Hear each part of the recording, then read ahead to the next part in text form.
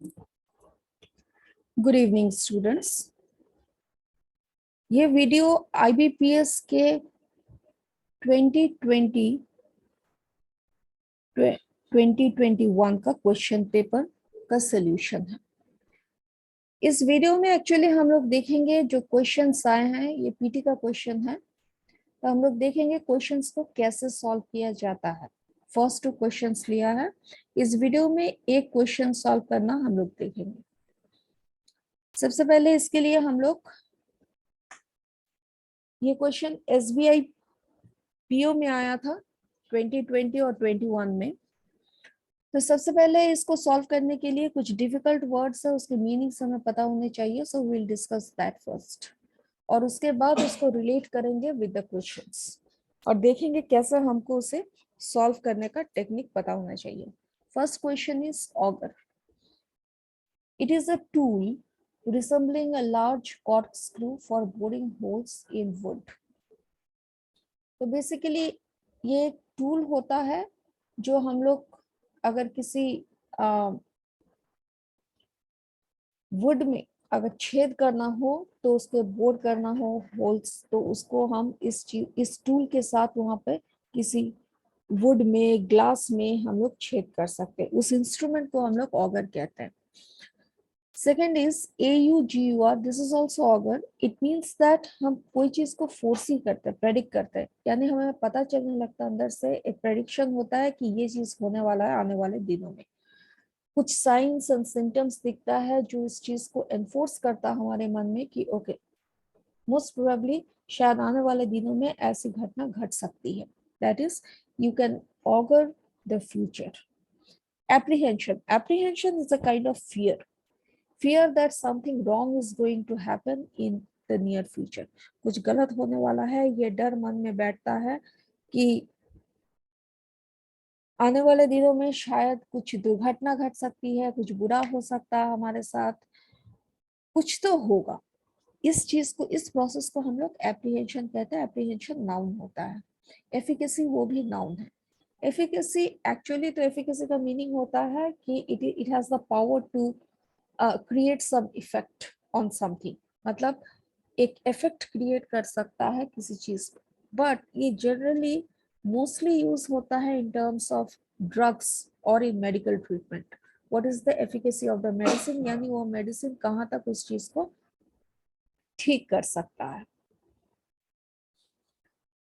कितना परसेंटेज तक वो पेशेंट उस ड्रग से रिकवर हो सकता है, ये एफिकेसी ऑफ दैट मेडिसिन है। क्लिनिकल ट्रायल्स, ये सारे वर्ड्स उस कॉन्टेक्स्ट में आए जो क्वेश्चन हम लोग सॉल्व करने हैं। उसके लिए आपको एटलीस्ट ये आइडिया होना चाहिए कि जो वर्ड्स उसमें यूज किए गए वो कहाँ तक आप कैसे उसको रिलेट करेंगे so that that contextual meaning comes out. Clinical trials research studies होता है। Basically it is performed on a large group of people. हम लोग लोगों पे इस रिसर्च को कंडक्ट करते हैं through some drugs, through some vaccines, and the aim of that research is हम लोग उन पे ये सारे मेडिसिन इसलिए चलाते हैं ताकि ये देखे कि उसका आउटकम क्या आने वाला है, उसके बाद का पेशेंट का बिहेवियरल पैटर्न्स क्या होने वाला है, यानी result of that drug after trying the drugs on those people क्या होने वाला है। रीजनेबल मतलब सेंसिबल। दिस थिंग प्राइस के सेंस में होता है, okay it is a reasonable price, good price है, अफोर्डेबल प्राइस है। अगर कोई स्टेटमेंट देता है reasonable, that means he is talking sensible, जो कह रहा है उसमें लॉजिक है, जस्टिफाइड है।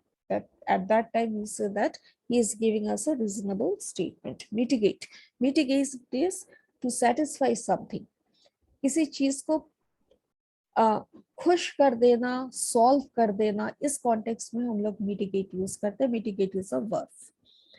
OPEC, it is an adjective.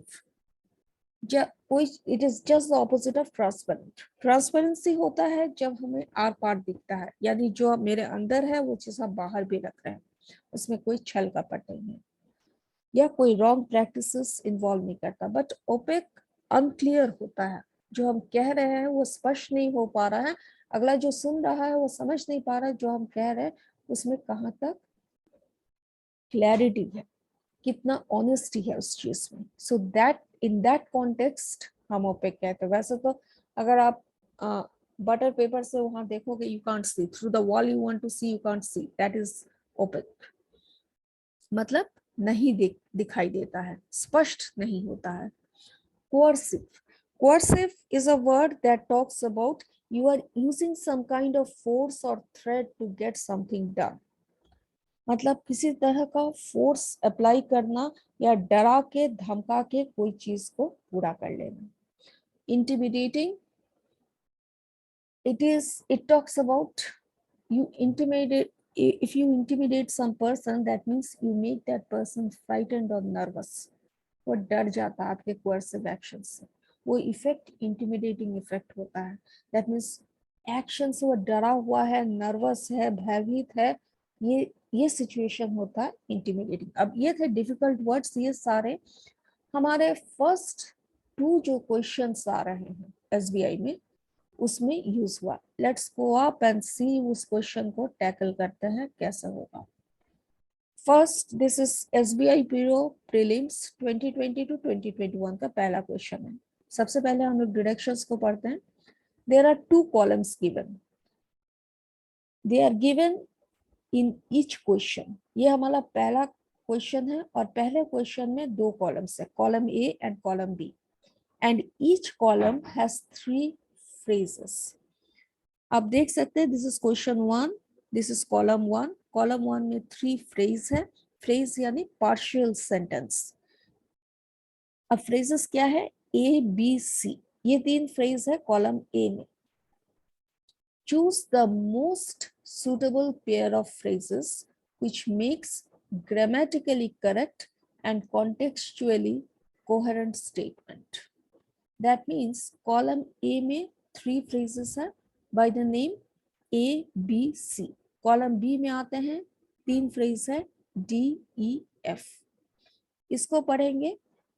करना आपको यह है कि कॉलम ए का सपोज ए है फ्रेज, ए क्या कंबाइन कर सकता है डी के साथ, कि ई के साथ, कि एफ के साथ, सो दैट वो ग्रामेटिकली करेक्ट भी हो, एक्यूरेट हो और उसका एक लॉजिकल मीनिंगफुल कंक्लूजन निकले।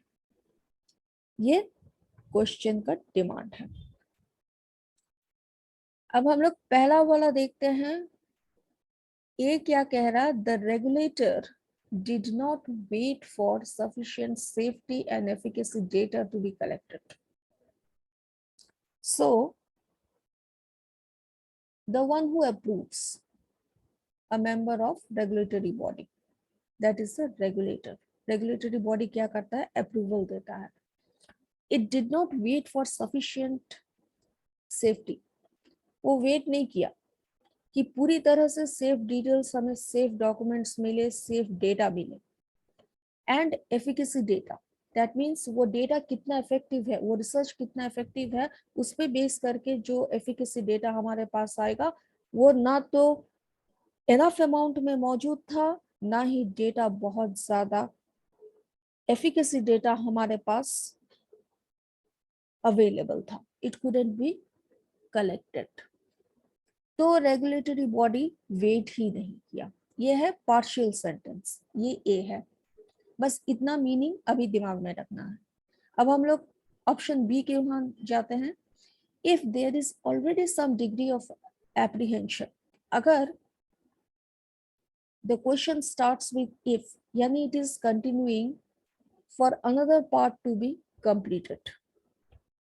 अगर ऑलरेडी हमारे मन में कुछ ऑलरेडी डर बैठा हुआ है, अब वो डर किसके बारे में है, about the safety and efficacy of कोविड-19 वैक्सीन। कोविड-19 का जो वैक्सीन आया वो किस हद तक सेफ है, कितना इफेक्टिव है, ये इसका कोई गारंटी नहीं है, ये प्रूवन नहीं है, इसलिए लोग डरे हुए हैं। So there is already some degree of apprehension going on in the mind of people. That is what they are saying in option B. Statement C क्या कह रहा है, if the answers to those questions are affirmative, then we are waiting for the next part to be completed. So अगर उन questions, जो सवाल लोगों के मन में आ रहे हैं, अगर उनका आंसर्स एफर्मेटिव है यानी पॉजिटिव है तो फिर क्या होता है, चलिए देखते हैं कॉलम बी में। डी क्या कहता है, the opaque nature of approval process has done little to mitigate such concerns. ये पार्ट कह रहा है ओपेक नेचर ऑफ अप्रूवल, जो अप्रूवल रेगुलेटरी बॉडी ने पास कर दिया, अप्रूवल प्रोसेस था वो क्लियर नहीं था, ट्रांसपेरेंट नहीं था, इट कैनॉट बी ट्रस्टेड, इसीलिए वहां पे ओपेक नेचर यूज किया है। अब उसको हम लोग उस अप्रूवल प्रोसेस को हमें धुंधला दिखाई दे रहा है, हेजी दिखाई दे रहा है, क्योंकि हम ट्रस्ट नहीं कर पा रहे for variety of reasons. Has done little, अब ये अप्रूवल प्रोसेस बहुत ही कम काम किया है, यानी बहुत बहुत कम हद तक मिटिगेट किया है इन कंसर्न्स को। देयर आर सम कंसर्न्स यानी कुछ लोगों के वरीज है, प्रॉब्लम्स है, मन में डर है, आशंका है, इस चीज को पूरी तरह से वो मिटिगेट नहीं कर पाया है because the approval process was not clear. First portion. E, did not share, and it is starting with and. Notice that thing. Or yani it has to be likewise, parallel line concept. And did not share, और share नहीं किया सारे information about the clinical trials before granting approval, यानी approval करने से पहले grant किया approval, लेकिन उससे पहले जो क्लिनिकली ट्राई किया था पेशेंट्स पे, वो ड्रग्स एंड डोसेजेस, सारे वैक्सीन वगैरह, मेडिसिन, उसका जो इंफॉर्मेशन निकल के आया था वो अप्रूवल देने से पहले शेयर नहीं किया विद द कंसर्न्ड अथॉरिटीज और public. Option F sorry, made assumptions about increasing rates of technological progress is very reasonable. They said there is some XYZ factor जिसने assumptions कर लिया है। Made assumptions means they made assumptions अनुमान बना लिया है। About what? About the increasing rates of technological progress. Technology काफी हद तक प्रोग्रेस कर गया, बहुत हाई इंक्रीज रेट में प्रोग्रेस कर रहा है। And they are considering it as very reasonable, means like accepting this fact that technology is progressing, that is based upon very sincere facts. तो ऐसे क्वेश्चंस में सारा चीज जो है, सारे ऑप्शंस डिकोड करना, रिलेट करना will not be an easy task. Now I will give you the way to do that. What you should be doing is, suppose make column A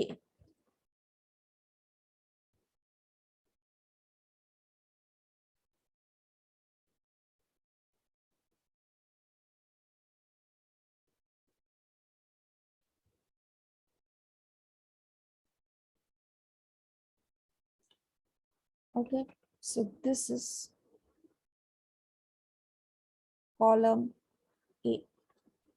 column A के नीचे 3 options हैं, A B C. Only write the highlights. अभी तो हम लोग initial practice कर रहे हैं, इसलिए हम आपको लिख के दिखा रहे हैं। जब आपका एनफ प्रैक्टिस हो जाएगा इस चीज पे, you don't need to actually create this columns because you not have pen and paper to do so, but you have to see actually कैसे इस चीज को करना चाहिए। ऑप्शन ए कह रहा है, if we go back to the question, you will see that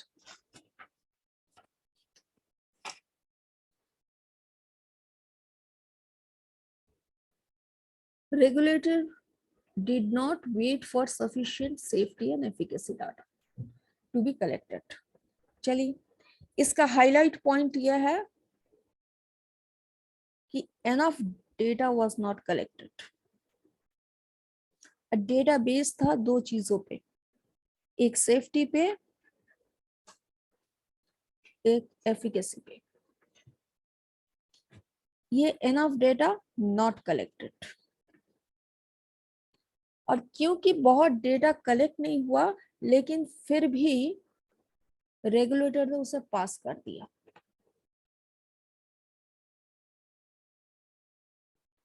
regulator passed it. चलिए, यहां तक डेटा अपने दिमाग में स्टोर करना है। सेकंड ऑप्शन बी में क्या कह रहा है, चलिए बी में चलते हैं, देखिए वो क्या बोल रहा है। If there is some degree of apprehension about, if से वो जुड़ा हुआ है, अगर कुछ डर अभी भी बैठा हुआ है अबाउट दिस सेफ्टी सिक्योरिटी, तो यानी इफ को आपको मार्क करना है। If there is fear, fear किसके बारे में, about safety and efficacy, if there is fear. C option को डिकोड करते हैं, क्या है यहाँ पे, if the answers to this questions are affirmative, यानी इफ आंसर्स, इफ कंडीशन यहाँ भी है, इफ आंसर्स आर पॉजिटिव। चलिए बस यहाँ तक रखते हैं। This was your column A derivations. अब कॉलम बी में चलते हैं। कॉलम बी का ऑप्शंस था डी ई एफ। डी क्या बोला, डी सेंटेंस में जाते हैं हम लोग। Opaque nature of the approval has done very little to mitigate such concerns. Now you have to mark, you have to pay attention to some of the words, they might end up being linking. यानी आप links कुछ words से भी create कर सकते हैं, I'll show you that. So opaque nature of approval process. Approval process जो था वो unclear था। क्योंकि वो अनक्लियर था, इसलिए उनका जो डर था, fear, that was not addressed, यानी उसको वो मिटा नहीं पाए, उस डर को मन से हटा नहीं पाए। चलिए, and did not share the information about the clinical trials. ये ऑप्शन and से स्टार्ट होता है, and didn't share, शेयर नहीं किया, जो रिसर्च हुए थे, उस क्लिनिकल रिसर्च में उसका जो रिजल्ट था, share the results. Result share नहीं हुआ तो उससे पहले ही अप्रूवल दे दिया, before granting the, did not share the results before granting, before approval. चलिए ये ऑप्शन नहीं है। ऑप्शन एफ क्या कहता है, let's go to option F. Made assumptions about increasing rates of technological progress. Assumptions कर लिया, don't forget the word made. Made assumptions, ये verb conjunctions बहुत important role play करेंगे। Made assumptions about progress. Increasing rate, यानी increasing rate of tech progress. अब हमने highlights ले लिया, let's create the joining thing. अब बहुत सारे डेटा तो इसमें सेफ्टी और एफिकेसी के बारे में कलेक्ट नहीं हो पाया, नहीं हुआ, फिर भी उसने पास किया। तो इसमें से क्या, इसमें से कोई चीज टैली हो रहा है, let's see one by one. जो अप्रूवल प्रोसेस था वो फियर को नहीं एड्रेस कर पाया, क्या ये ऐड हो सकता है, let's go there. Regulator did not wait for sufficient data. The opaque nature of approval has done very little to mitigate such concerns. यहाँ तो कंसर्न्स था, वो जो कंसर्न्स थे, ओपेक नेचर ने अप्रूवल को, और अप्रूवल का ओपेक नेचर इन कंसर्न्स को सेटिस्फाई नहीं कर पाया।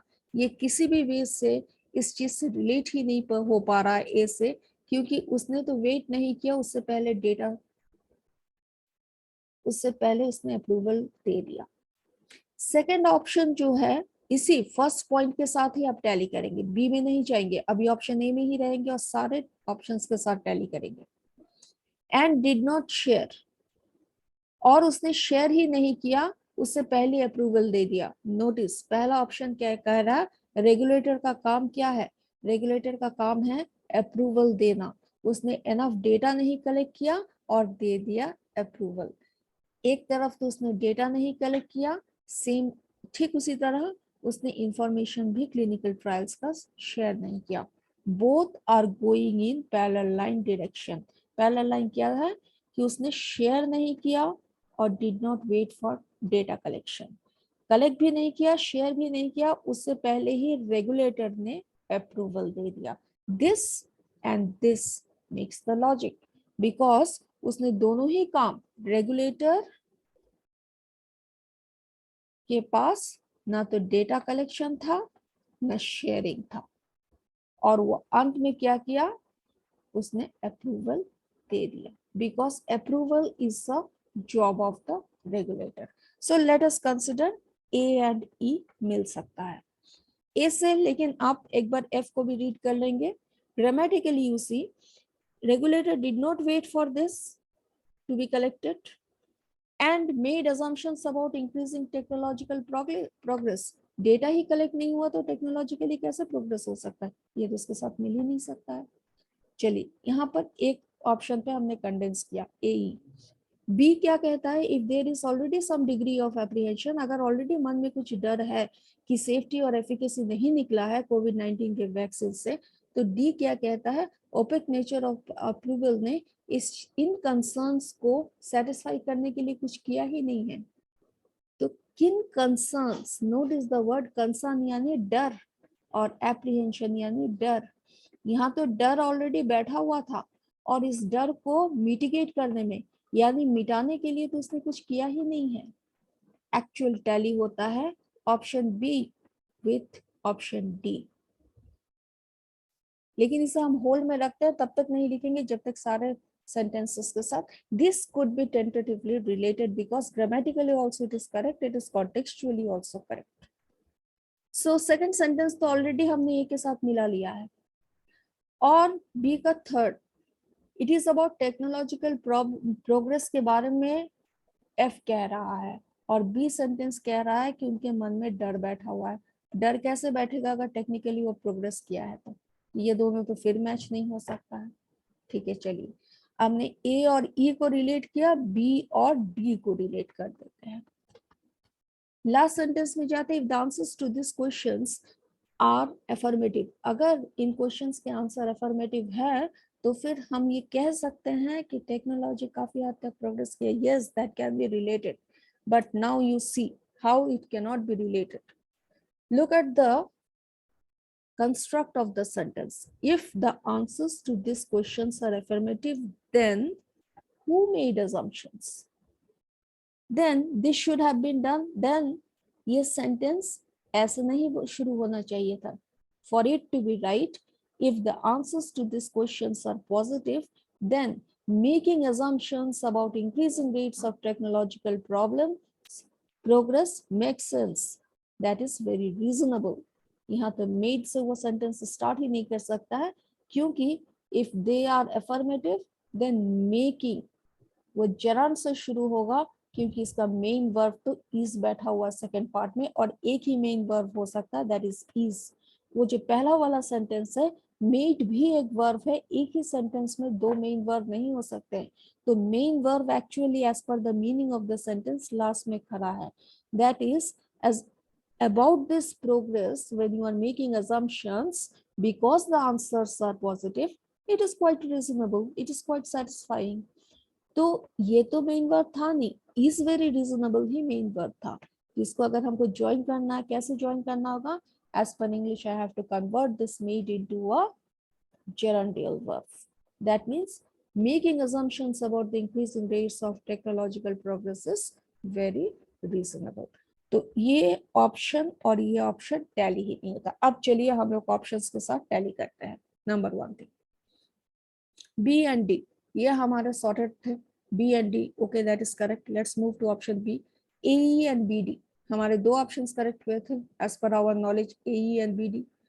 सो ओके, सो मोस्ट रिलायबल हमको बी ऑप्शन लग रहा है, लेकिन सी को भी वैलिडेट करना। सी डी, सी और डी का तो कॉम्बिनेशन होता ही नहीं है।